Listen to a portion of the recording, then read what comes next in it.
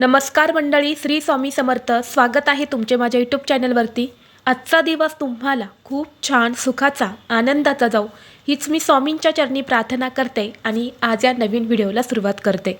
तर पहा, 18 डिसेंबरला मार्गशीर्ष महिन्यातील शेवटचा गुरुवार आहे. बोलता बोलता मार्गशीर्ष हा महिना संपत देखील आलेला आहे.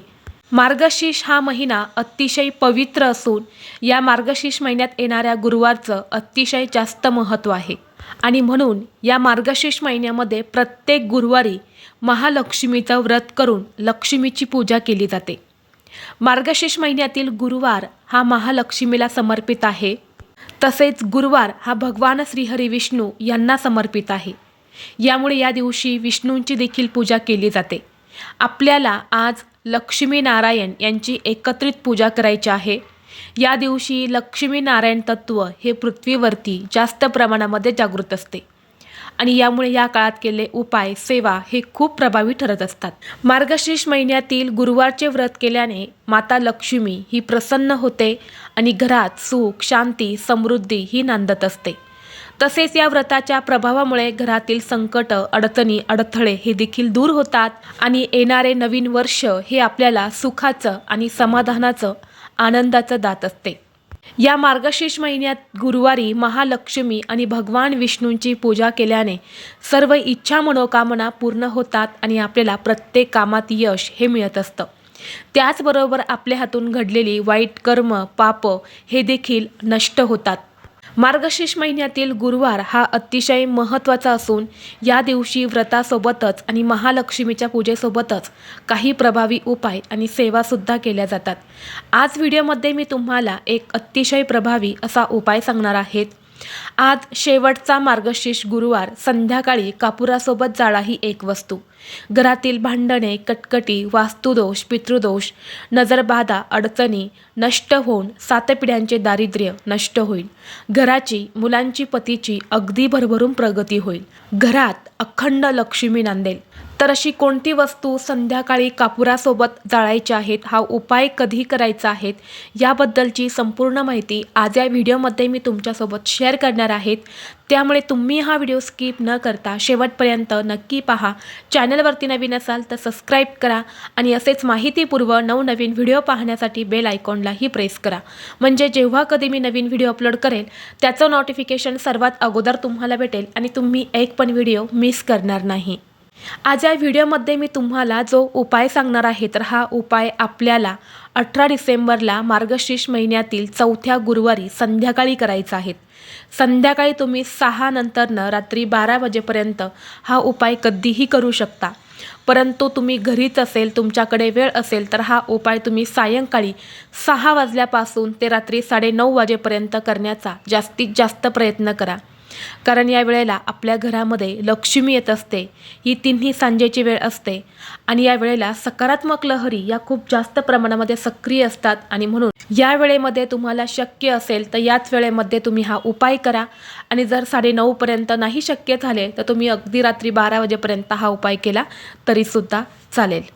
आता हा उपाय तुम्ही मार्गशीर्ष महिन्यातील गुरुवारचं व्रत केलं नसेल तरीही तुम्ही हा उपाय जो आहे तर तो करायचा आहे. आणि ज्यांनी मार्गशीर्ष महिन्यातील गुरुवारचं व्रत केलं आहे, ज्या घरात व्रत केलं गेलं आहे त्यांनी हा उपाय आवर्जून न चुकता करायचा आहे. कारण या दिवशी आपल्या प्रत्येकाच्या घरामध्ये माता लक्ष्मी सूक्ष्म स्वरूपात वास करत असते आणि म्हणून तिला प्रसन्न करून घेण्यासाठी आपल्याला हे काही प्रभावी उपाय जे आहेत तर ते करायचे असतात. जर संध्याकाळी आपल्या घरात हा एक उपाय जर केला, कापुरासोबत ही एक वस्तू जर आपल्या घरात जाळली तर घरातील वास्तुदोष हा दूर होतो आणि आपल्या घरात वास्तुदोष असेल तर आपल्या कुटुंबातील सदस्यांवरती त्याचा वाईट परिणाम जो आहे तर तो होत असतो. आपल्या कुटुंबाची प्रगती जी आहे तर ती होत नाही. तसेच जर आपल्या घरामध्ये काही दोष असेल तर घरामध्ये पैसा हा देखील स्थिर राहत नाही आणि म्हणून आपल्याला हा उपाय जो आहे तर तो संध्याकाळी करायचा आहे. कारण बघा, मार्गशीर्ष महिन्यातील गुरुवार हा माता लक्ष्मीला समर्पित असणारा दिवस आहे.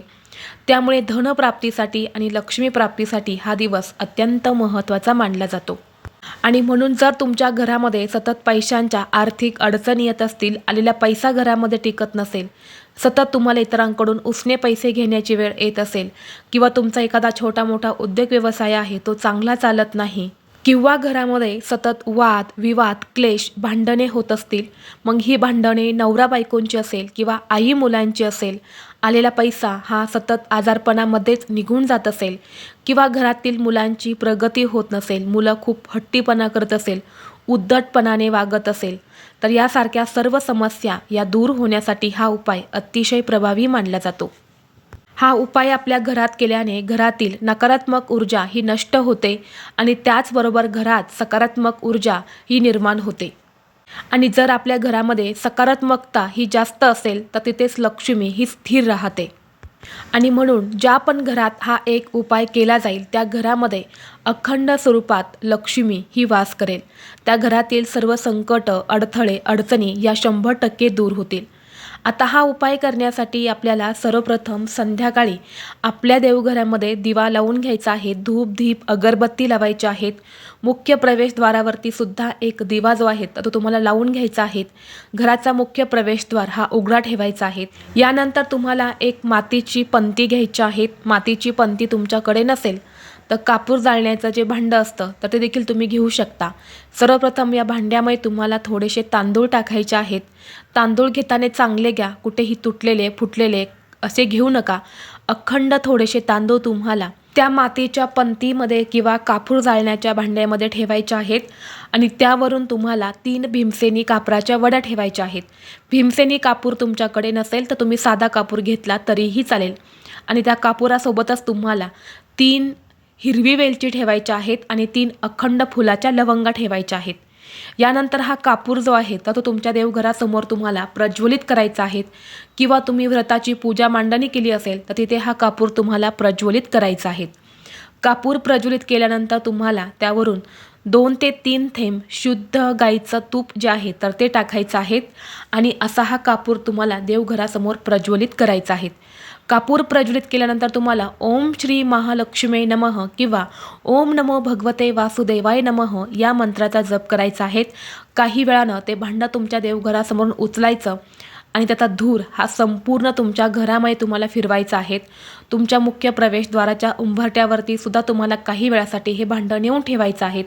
यानंतर पुन्हा उचलून तुमच्या देवघरासमोर आणायचं आहे आणि जोपर्यंत हा कापूर जळत आहे तोपर्यंत तुम्हाला याच मंत्राचा जप करायचा आहे. या भांड्यामधील वस्तू शांत झाल्यानंतर तुम्हाला त्यामध्ये थोडंसं पाणी टाकून एखाद्या झाडाच्या मुळापाशी टाकून द्यायचं आहे. तर अशा पद्धतीने आपल्याला हा छोटासा उपाय जो आहे तर तो मार्गशीर्ष महिन्यातील शेवटच्या गुरुवारी करायचा आहे. जर तुमच्या घरामध्ये सुतक असेल तर हा उपाय तुम्हाला करता येणार नाही. त्याचबरोबर बघा, जरी तुम्ही व्रत केलेलं नसेल, तुमच्या घरामध्ये मार्गशीर्ष महिन्यातील गुरुवारची पूजा मांडणी नसेल किंवा तुम्ही पूजा मांडणी केलेली असेल तर संध्याकाळी जेव्हा तुम्ही आरती करणार आहे तेव्हा तुम्हाला आरती करताना कापूर जाळण्याच्या भांड्यामध्ये किंवा एखाद्या प्लेटमध्ये 2 कापूर वड्या आणि 2 लवंगा ठेवून तुम्हाला लक्ष्मीची आरती ही आवर्जून करायची आहेत. आता ज्यांनी मार्गशीर्ष महिन्यातील गुरुवारचं व्रत केलं आहे तर ते आरती करतातच, परंतु ज्यांनी व्रत केलं नाही त्यांनी सुद्धा या दिवशी माता लक्ष्मीची आरती जी आहे तर ती करायचीच आहे. कारण लक्ष्मी ही प्रत्येकाच्या घरामध्ये आलेली असते आणि म्हणून तिला स्थिर ठेवण्यासाठी प्रत्येकाने महालक्ष्मीची आरती जी आहे तर ती आपल्या घरामध्ये करायचीच आहे. त्याचबरोबर संध्याकाळी हे 2 उपाय करण्या अगोदर तुम्हाला दिवसभरामध्ये एक अत्यंत प्रभावी उपाय करायचा आहे. हा उपाय देखील तुम्ही सकाळी किंवा संध्याकाळी करू शकता. तर तुम्हाला मुख्य प्रवेशद्वाराचा जो उंबरठा आहे तर त्या उंबरठ्यावरती हळदीचं लेपन जे आहे तर ते करायचं आहे. हळदीचं लेपन कसं करतात हे सर्वांनाच माहीत आहे. तर उंबरठ्यावरती हळदीचं लेपन करून घ्यायचं. यानंतर उंबरठ्याच्या डाव्या आणि उजव्या बाजूला तुम्हाला महालक्ष्मीची पावलं काढायची आहेत. ही तुम्ही कुंकवाने किंवा रांगोळीने काढली तरीसुद्धा चालेल. यानंतर उंबरठ्याच्या मधोमध तुम्हाला कुंकवाने एक स्वस्तिक काढायचं आहे आणि त्या स्वस्तिकच्या 2 साईडने तुम्हाला 8 टिंब द्यायचे आहेत. 8 टिंब हे माता लक्ष्मीचं प्रतीक आहे, अष्टलक्ष्मीचं प्रतीक आहे. आता टिंब काढताना स्वस्तिकच्या एका साईडला 4 कुंकवाचे टिंब द्यायचे आहेत आणि दुसऱ्या साईडला तुम्हाला 4 टिंब द्यायचे आहेत. असे तुम्हाला 8 कुंकवाचे टिंब जे आहेत तर ते मुख्य प्रवेशद्वाराच्या उंबरठ्यावरती द्यायचे आहेत. अष्टलक्ष्मीचे आपण पावलं काढू शकत नाही, म्हणून अष्टलक्ष्मीचं प्रतीक म्हणून ही 8 टिंब जी आहेत तर ती आपल्याला मुख्य प्रवेशद्वाराच्या उंबरठ्यावरती आवर्जून काढायचे आहेत. कारण अष्टलक्ष्मीचा आशीर्वाद आपल्या घरात असणं हे खूप महत्त्वाचं आहे. जर अष्टलक्ष्मी ही आपल्या घरावर प्रसन्न असेल तर आपल्या घरामध्ये संतान सुख प्राप्त होते. तसेच उद्योग व्यवसाय हा व्यवस्थित चालतो, घरातील अडचणी दूर होतात, घरात धन धान्य संपत्ती पैसा हा कधीही कमी पडत नाही. म्हणून तुम्हाला हा एक उपाय देखील उद्या मार्गशीर्ष महिन्यातील गुरुवारी करायचा आहे. त्याचबरोबर तुम्हाला स्नान करताना अंघोळीच्या पाण्यामध्ये चिमूटभर हळद आणि एक कापूरवडी जी आहे तर ती टाकायची आहेत आणि त्या पाण्याने तुम्हाला स्नान करायचं आहे. यामुळे मानसिक ताणतणाव हा कमी होतो. घरामध्ये आर्थिक अडचणी असतील तर त्या देखील दूर होतात. घरात पैशांच्या अडचणी या येत नाही. त्याचबरोबर हळद टाकल्याने आपल्या कुंडलीतला गुरुग्रह हा मजबूत होतो. यामुळे आपल्याला प्रत्येक कामात यश मिळते. तसेच तुमच्या घराच्या आग्नेय कोपऱ्यामध्ये 2 लवंग आणि 2 कापूरवाड्या तुम्हाला मार्गशीर्ष महिन्यातील शेवटच्या गुरुवारी संध्याकाळी आवर्जून जाळायच्या आहेत. यामुळे घरातील आर्थिक अडचणी ज्या आहेत तर त्या दूर होतात. त्याचबरोबर जर घरात सतत नवरा बायकोंची भांडणं होत असेल, दोघांचं पटत नसेल, कोणतीही गोष्ट बोलायला गेल्यानंतर त्याचं रूपांतर हे भांडणामध्येच होत असेल, तर दररोज संध्याकाळी तुम्हाला 2 कापूरवड्या आणि 2 लवंगा जाळून माता लक्ष्मीची आरती करायची आहेत आणि ही आरती दोघांनीही करायची आहेत. यामुळे दोघांमधले वाद जे आहेत तर ते दूर होतात. तर ही अत्यंत महत्त्वाची माहिती मला तुमच्यापर्यंत शेअर करायची होती. व्हिडिओ तुम्हाला आवडला तर लाईक करा, चॅनलवरती नवीन असाल तर सबस्क्राईब करा आणि हा व्हिडिओ आपल्या मित्रपरिवारासोबत जास्तीत जास्त शेअर करा. चला तर मग भेटू असंच पुढल्या एका नवीन व्हिडिओमध्ये. तोपर्यंत सर्वांना श्री स्वामी समर्थ.